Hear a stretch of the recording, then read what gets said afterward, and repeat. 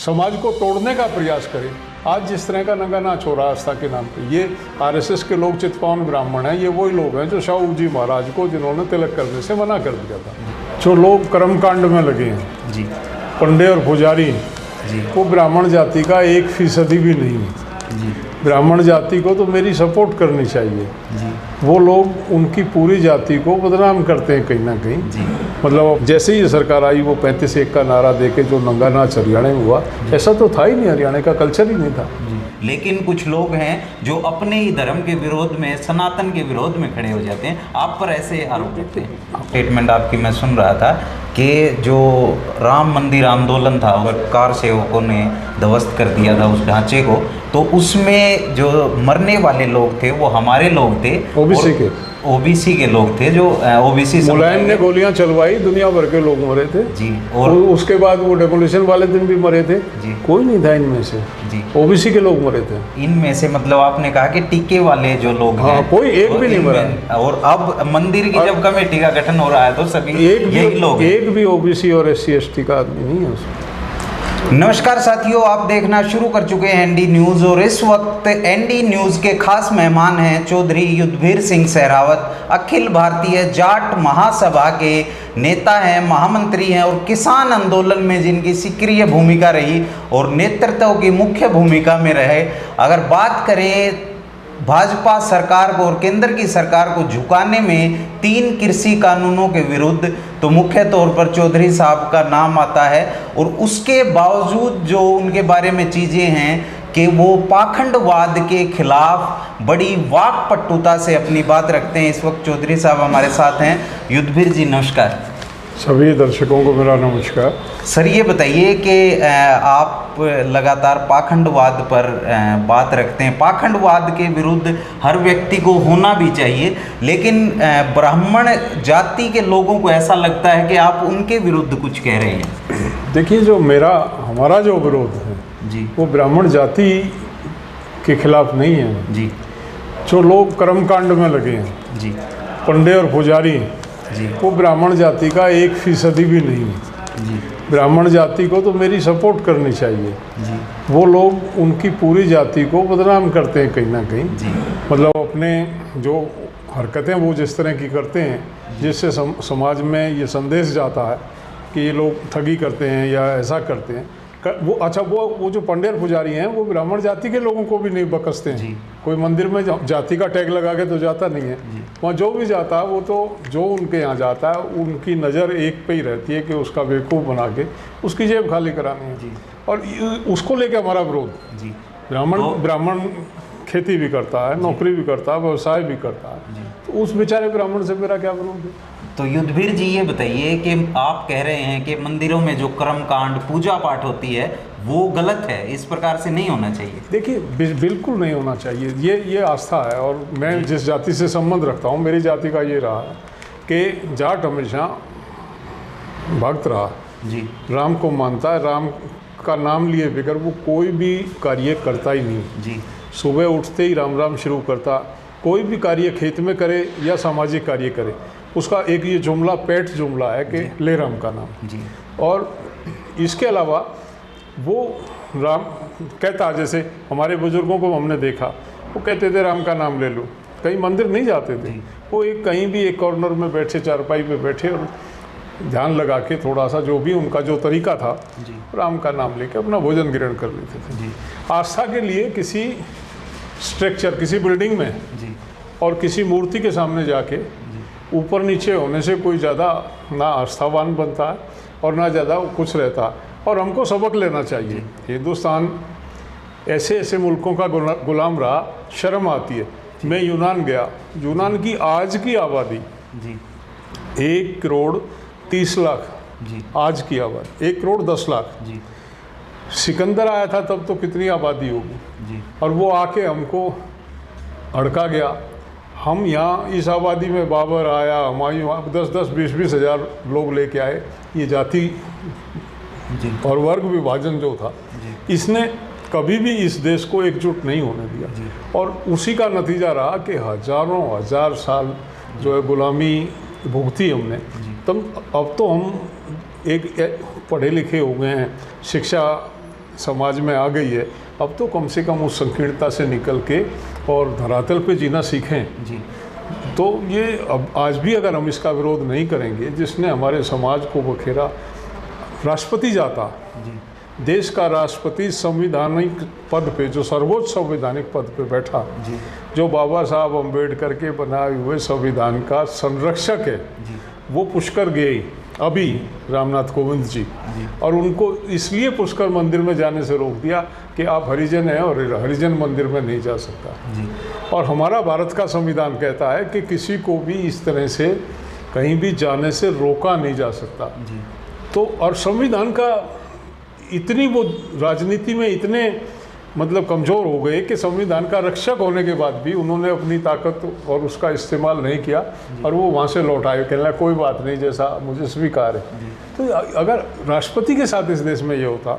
दूसरा अभी एक उदाहरण है, जी भोंसले परिवार की बहू गई मंदिर में, जी राज परिवार महाराष्ट्र का है भोंसले परिवार, तो पंडित ने उसकी वेद मंत्रों से पूजा कराने से मना कर दिया कि आप तो शूद्र, मराठा शूद्र वर्ण में है, जी और शूद्र वर्ण के व्यक्ति की पूजा वेद मंत्रों से नहीं हो सकती। जी 21वीं सदी में क्या हुआ होगा हमारे समाज में, और जातीय व्यवस्था ने कितना खोखला किया है इस देश को और इस समाज को। आज भी अगर हम उसका विरोध नहीं करते हैं, जो लोग इसका समर्थन करते हैं, वो देशभक्त हो ही नहीं सकते। सर जैसे कि जो मौजूदा सरकार है भारतीय जनता पार्टी और उसका जो विंग है आरएसएस लगा लीजिए, वैसे तो दावा करते हैं कि दोनों अलग अलग हैं, लेकिन उनका कहना है कि वो जाति थी जब थी, लेकिन अब समाज में ऐसी व्यवस्था नहीं है, और हम लोग समाज को जोड़ने का, अखंड भारत के तमाम दावे किए जाते हैं कि भारत को जोड़ने का काम कर रहे हैं, लेकिन कुछ लोग हैं जो अपने ही धर्म के विरोध में, सनातन के विरोध में खड़े हो जाते हैं। आप पर ऐसे आरोप करते हैं? हमारा धर्म क्या जी, एक आस्था की चीज़। सनातन धर्म में कोई राम को मान रहा, कोई कृष्ण को मान रहा, कोई शिव को मान रहा। सनातन धर्म में हजारों सेक्शन हैं, अलग अलग आस्थाएं हैं लोगों की। आप कैसे बाध्य कर सकते हैं एक कि आप पर्टिकुलर एक राह पे जाएंगे? बाध्यता नहीं होती है, आस्था होती है, और उस आस्था में किसी को कोई दिक्कत भी नहीं होनी चाहिए, लेकिन अपनी आस्था को किसी दूसरे पे थोपे, समाज का भाईचारा खराब करे, समाज को तोड़ने का प्रयास करे। आज जिस तरह का नंगा नाच हो रहा आस्था के नाम पे, ये आरएसएस के लोग चितपावन ब्राह्मण हैं, ये वही लोग हैं जो शाहू जी महाराज को, जिन्होंने तिलक करने से मना कर दिया था। जी शाहू जी महाराज का जब राज तिलक होने लगा तो वो कहने लगे आप शूद्र वर्ण में आते हैं और आपका जो तिलक है वो हाथ के अंगूठे से नहीं होगा, पैर के अंगूठे से आपका तिलक किया जाएगा। सर ये बताइए, जिस प्रकार से बात चलती है धर्म को लेकर के, तो एक उग्रवाद पैदा हो गया है नौजवानों में, लगातार सोशल मीडिया पे भी टिप्पणी करनी शुरू कर दे। जैसे आपने राम राम और जय श्री राम में अंतर किया तो लोगों ने तमाम प्रकार की टिप्पणियां करनी शुरू कर दी। तो ये कहाँ से उत्पन्न हो रहा है? देखो क्या होता है कि एक सिस्टम चल रहा है जी, और वो सिस्टम हजारों साल से जड़ें जमा चुका है यहाँ, जी, और उस सिस्टम को अगर आप उखाड़ने का प्रयास करते हैं तो उसकी प्रतिक्रियाएं होंगी। मैं उसका बुरा नहीं मानता। जी, जो आदमी जड़ें जमाए बैठा, जो आदमी अपना एकाधिकार मान रहा है उस पर, जो आदमी डोमिनेट कर रहा है उसे, और उसको कहीं ना कहीं अपना वो सत्ता हिलती दिखाई दे रही है कि एक दूसरा विचार समाज में पैदा हो रहा है, तकलीफ होगी उसको, स्वाभाविक है उसकी तकलीफ को मैं समझ सकता हूँ, लेकिन बहुत हो गया। किसी भी सभ्य समाज को, किसी भी जागरूक समाज को इस तरह की जो जातियाँ हैं उनको सहन नहीं करना चाहिए। जी सर, सरकार दावा कर रही है, किसानों के मुद्दे पर बात करते हैं कि आय दोगुनी का वादा सरकार का था, और सरकार खुद के आंकड़ों से ये मानती भी है कि काफ़ी हमने किसान का भला किया है, लेकिन आज भी स्थिति आपके हिसाब से क्या स्थिति, किसान का क्या वाकई भला हो पाया? 2016 में ये वायदा किया था जी। 2016 में हमारी जो इनकम थी वो 8,500 रुपये जी सरकार के अनुसार थी, और 2022 का टारगेट 21,700 का था जी, और सरकार की रिपोर्ट है 2022 में किसान की आमदनी 12,000 हुई, टारगेट 21,700 का था। सरकार कह रही, मैं मेरे आंकड़े नहीं है, सरकार का जो सर्वे है, NSSO का सर्वे है, वो ये कह रहा है कि 8,000 से 21,700 पे लेके जाना था और वो 12,000 तक पहुंच पाया, नहीं हुई, फेल हो गई सरकार। 2022 में सरकार को जवाब देना चाहिए था कि वो फेल क्यों हुई। सरकार टोटल साइलेंट रही, और सरकार ने बड़ी सफाई के साथ ये कहा कि 2047 तक भारत विश्व गुरु बनेगा। जी विश्व गुरु। लोगों का ध्यान पहले तो 22 पे लगाया। जी उनको ये नहीं पता था 22 आने में कितनी देर लगेगी, 22 आ गया और वो घबराए अब क्या करें। तो यहाँ के लोगों का ध्यान बटाना बहुत आसान है। जी। उन्होंने सीधा कह दिया, मतलब आए की बात छोड़ो, विश्व गुरु के सपने दिखा दिए कि 2047 में भारत विश्व गुरु बनेगा। अब जो अंधे भक्त हैं वो पागल हो रखे हैं कि भारत विश्व गुरु बनने की प्रक्रिया में है। जी अभी ये बजट जो आया, जी इस बजट में आमदनी की बात नहीं की, बेरोजगारी की बात नहीं की, देश में कितना कर्जा बढ़ा है उसकी बात नहीं की।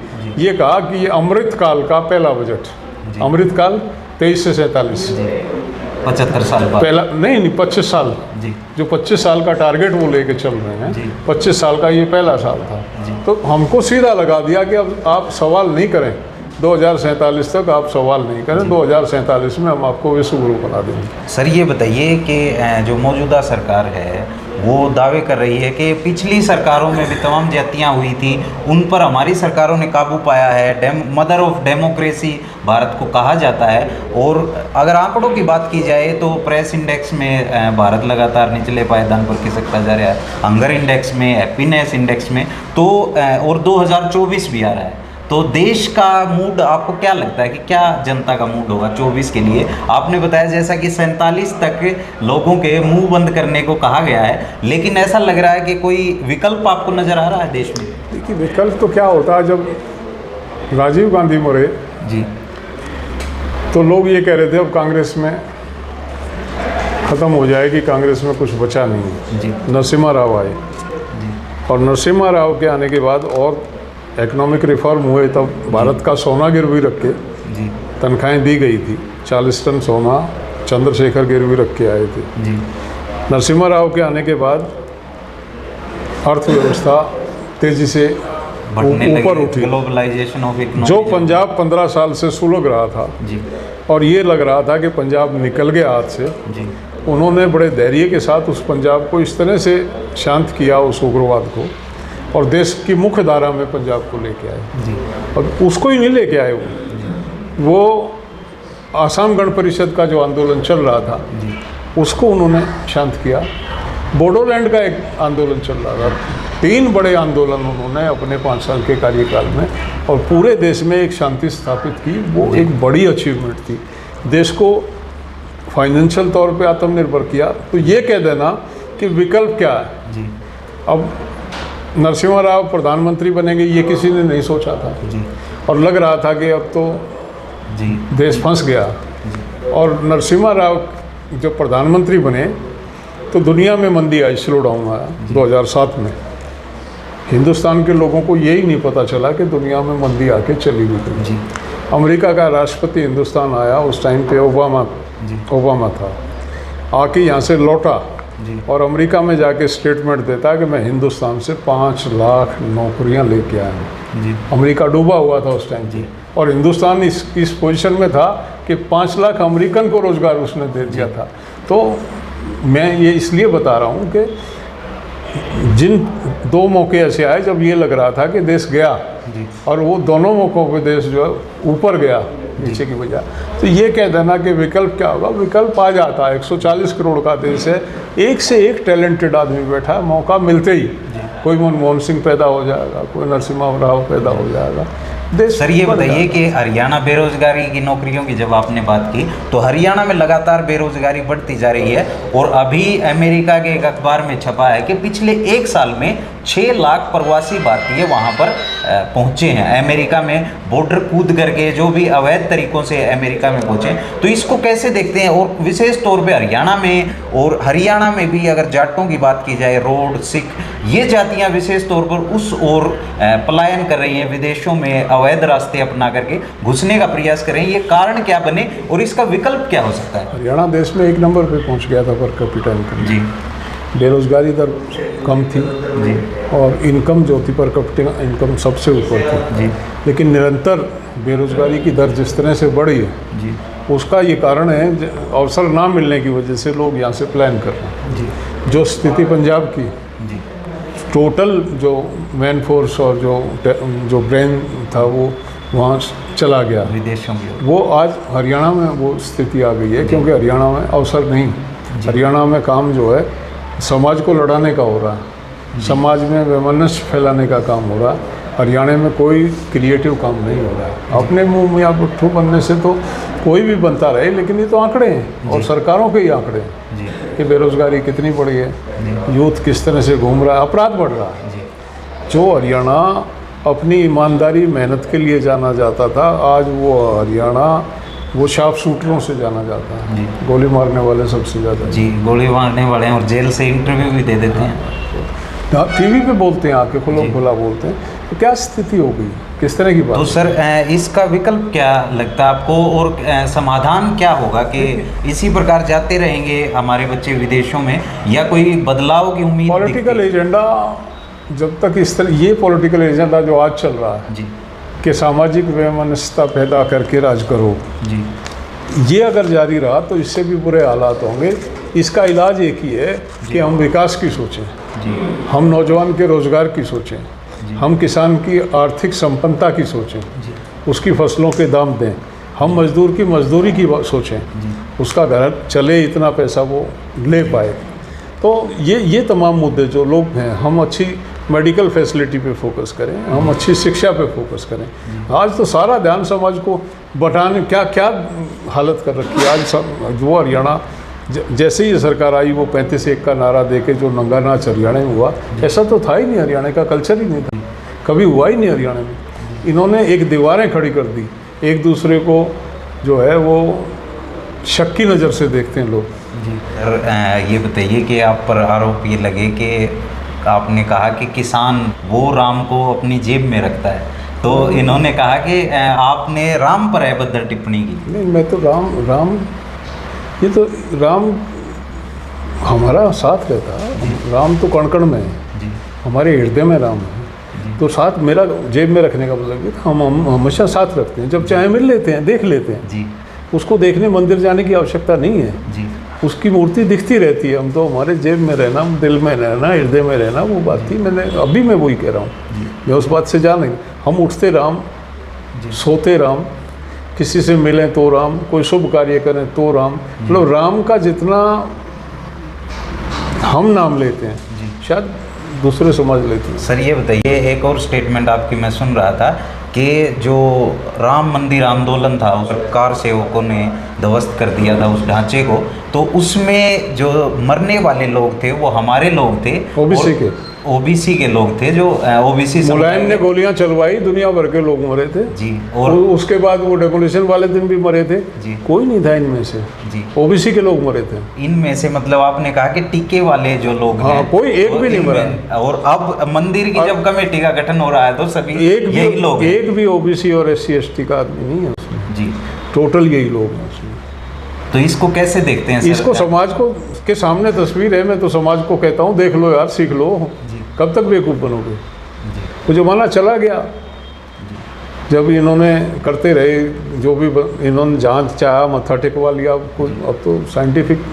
तो आपको ऐसा लग रहा है कि इस वक्त जो मौजूदा सरकार है उसमें जो ओबीसी और SC का हिस्सा नेतृत्व का होना चाहिए वो नहीं है? 85% की भागीदारी का हिस्सा मांग रहे हैं जी, वो 85% का जो हिस्सा बनता है वो लेके रहेंगे। तो ये थे हमारे साथ चौधरी युद्धवीर सिंह सहरावत जी।